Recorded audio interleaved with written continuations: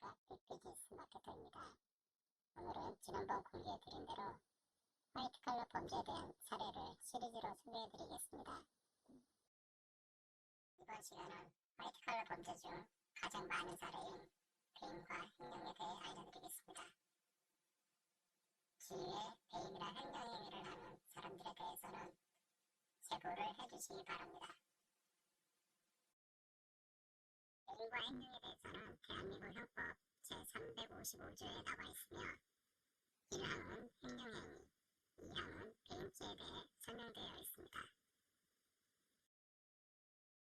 먼저 횡령은 형법 335조 1항에 나와 있으며 횡령죄는 다른 사람의 재물을 맡아서 보관하는 사람이 그 재물을 횡령하거나 반환을 거부함으로써 성립하는 죄이며, 횡령이란 공금이나 남의 재물을 불법적으로 차지하여 갖는 것을 말합니다. 배임은 형법 355조 2항에 나와 있으며, 배임죄는 타인의 사물을 처리하는 사람이 그 임무를 저버리고 불법 행위를 하여 재산상의 이득을 취하거나 제3자로 하여금 이를 취득하게 하여 본인에게 손해를 가하는 범죄를 말합니다. 배임죄에는 단순 배임, 업무상 배임, 배임 수증기회 등으로 나눌 수가 있는데요. 단순 배임죄는 다른 사람의 재물을 보관하는 사람이 그 재물을 횡령하거나 그 반환을 거부할 때 성립하는 배임죄이며, 또는 업무를 담당하는 직원이나 임원이 그 임무에 위배하는 행위를 함으로써 재산상의 이익을 취득하거나 제3자에게 이득을 주기 위해 본인이나 회사에 손해를 가하여 성립하는 죄입니다. 업무상 배임죄는 업무상의 임무에 위배하여 단순 배임죄를 범함으로써 성립하는 배임죄이고요.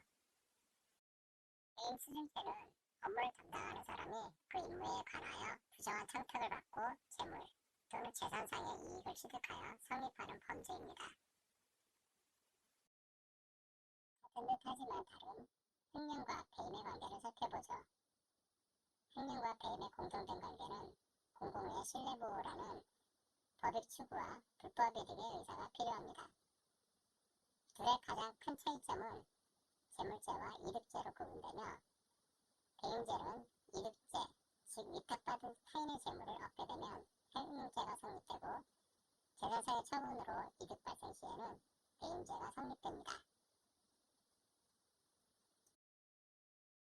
횡령 배임의 경우 우리 주변에서 가장 많이 벌어지고 있는 화이트칼라 범죄 사례입니다. 가장 최근에도 많은 이들이 배임과 횡령으로 처벌받고 있죠. 물론 대기업 회장들의 경우 대부분 집행유예 판결을 갖고 있는 것은 유감스러운 일입니다. 다음 시간에는 화이트칼라 범죄에서 배임 횡령이 어떻게 진행되는지 사례를 좀 더 구체적으로 알아보겠습니다. 여러분들의 많은 신고와 제보를 바랍니다.